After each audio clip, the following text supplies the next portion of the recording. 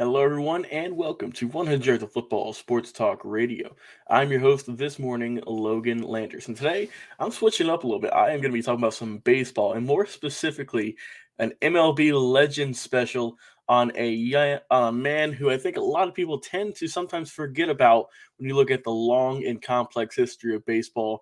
Of course, I am talking about the one-handed pitcher by the name of Jim Abbott. I'm going to go in depth about his amazing career, his story, and also what he's up to nowadays. So be sure, if you like this kind of video, be sure to like, comment, share, and subscribe. It really helps out the channel. We're live on Facebook and YouTube right now, so please go over there, subscribe to our channels. We're growing massively. And also, if you've not done so already, please go over and check out the podcast. Available thanks to the Believe Podcast Network on Spotify, on Apple Podcast, iTunes, iHeartRadio.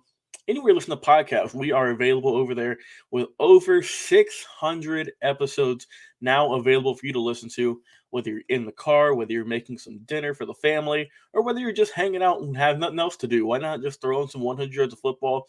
We have a ton of evergreen content, which is stuff you can go back and look on and listen to. Stuff we did 5 months ago, a year ago, 2 years ago. We have plenty of stuff over there, so please go over there and support us if you do so ever kindly.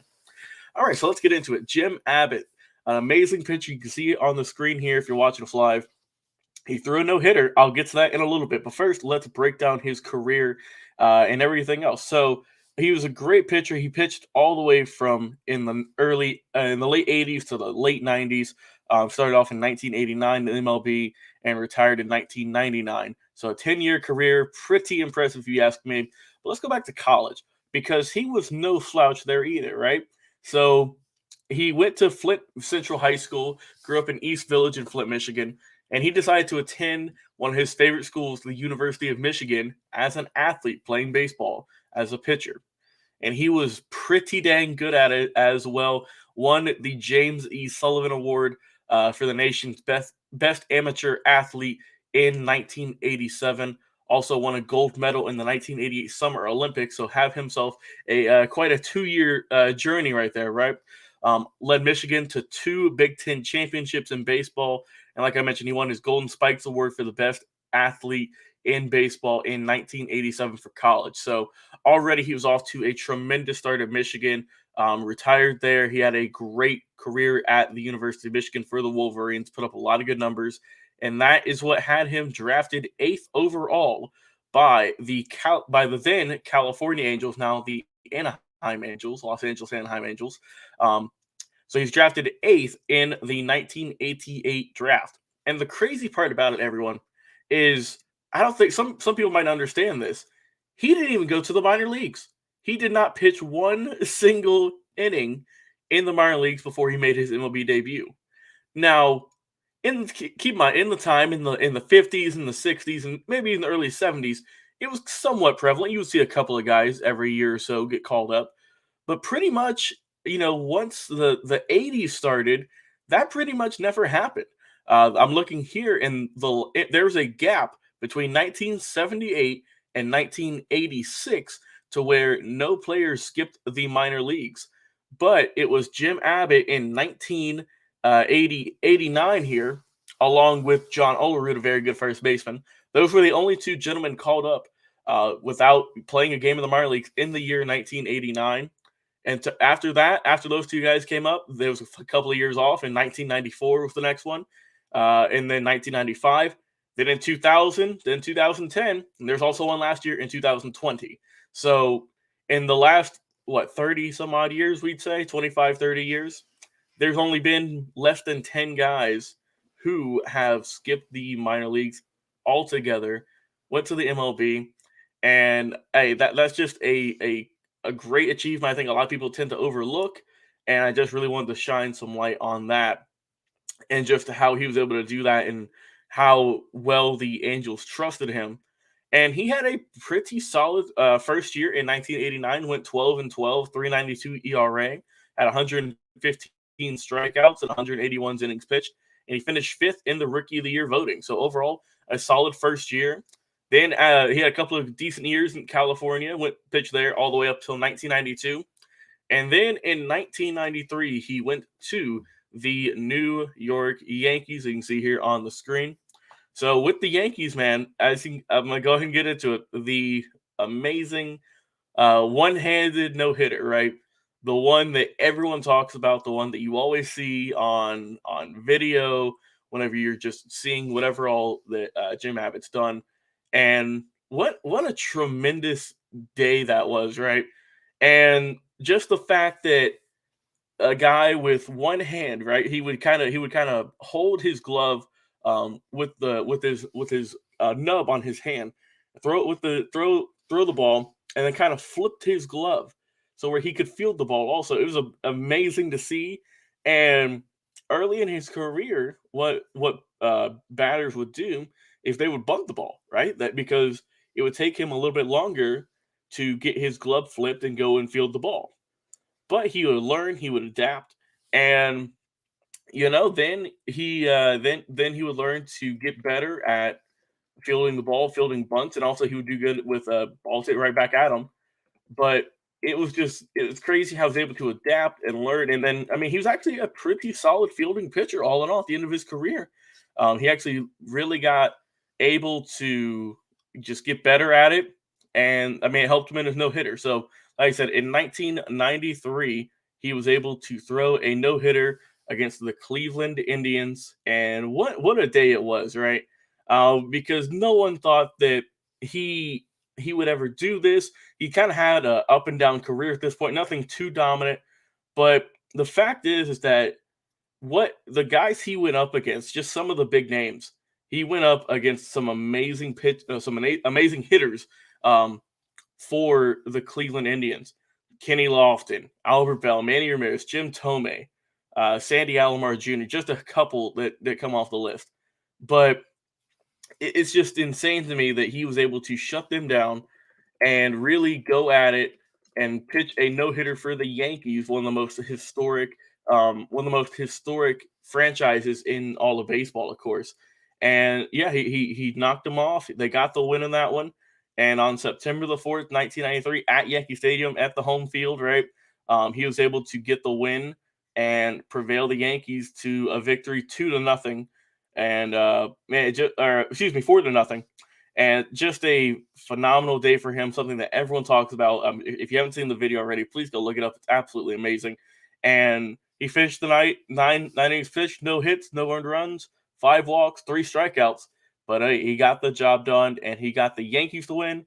And most importantly, he etched his name into the history books as a player who's thrown a no hitter. And just what a amazing moment that is. And I always like to see. I always see it on Twitter. I always see it on YouTube. Just people talking about it, and it still gives you goosebumps, right? If you haven't seen it, it's amazing. So please go and check that out. It's a legendary clip in baseball history. So after the no hitter, right? He was still with the Yankees for a little bit. Went over to the White Sox for the 1995 season. Then went back to the Angels in 95, 96. Then he bounced around in 98, went to the Chicago White Sox, and in 99 went to the Milwaukee Brewers. And also with the Brewers, it was interesting because he primarily played in the American League up to that point, which is where, of course, you have the designated hitter, right? You have a guy who hits for the pitcher. Well, and whenever he got traded to the National League, he had to learn how to hit pretty much. So he got 2 hits altogether in his career, and I mean, one of them was actually a pretty solid hit. It was smacked up against the shortstop right over his head. So a very good hit. Got an RBI also, so not too shabby. And another one which just kind of got through the middle of the infield, but nonetheless it was a single. So He's gotten 2 hits in his MLB career with one hand. So I don't know how many people can say they've ever done that in MLB, but Jim Abbott can say that he has done that. So I mean, just a guy who defied all expectations, right? No one thought that he would even be able to play sports in high school and college, right? Let alone have a 10 plus year career in the MLB. He got 87 wins altogether, had a very good career. Like I said, 87 wins in total at the end of his career. So he was really good there. He had a solid career that a lot of people say that it was improbable, but he did it. He pulled it off. And for a guy who pitched for over 1,000 innings in his career, Amazing job, 888 strikeouts and a bunch of innings pitched, a lot of games played for a bunch of teams. Played from 21 until 31, and then after that, he decided he is going to go and be a motivational speaker, help out other kids with disabilities, and see what they do and how he can help them overcome these obstacles and really see it. Just kind of give them words of encouragement to go on to the next level. I found a quote here from an article from about a year ago, talking about how he's still helping to inspire some other people. He said, "quote Now that I'm older, I understand that the power and acceptance and saying, listen, my hand may have presented challenges to me, but also gave me a lot. It presented a drive and ambition. It's who I am, and I don't think I'd be where I am without it." So it's just a man who has went through a lot of insecurities, some self doubt, and it's just phenomenal to see how he is helping this next generation. Right, he's going to all these kids and he's helping them out, giving them words of encouragement, giving back to them, sending money over to to a bunch of charitable organizations. And that's what I think a lot of people are going to think of him as is, yeah, he was a great MLB player who threw a no-hitter and had a 10-year career. But a lot of the kids who are growing up, a couple of years before and even nowadays, are still really just going to think of him as a phenomenal human, a phenomenal man, and the fact that he's able to contribute to a bunch of amazing charities, contributions. I know he worked with the Shriners Hospital for a long time, and he's really just always going around in California, wherever else in the country, and trying to put smiles on kids' faces and really encourage them to say, "Hey, I was able to do it. If you want to be an MLB athlete or any whatever sport, NBA, NFL, do your best, do your hardest, and maybe your dream will come true like it did for me." So overall, just an amazing career. I was happy to talk about the legendary career of Jim Abbott here today on the show.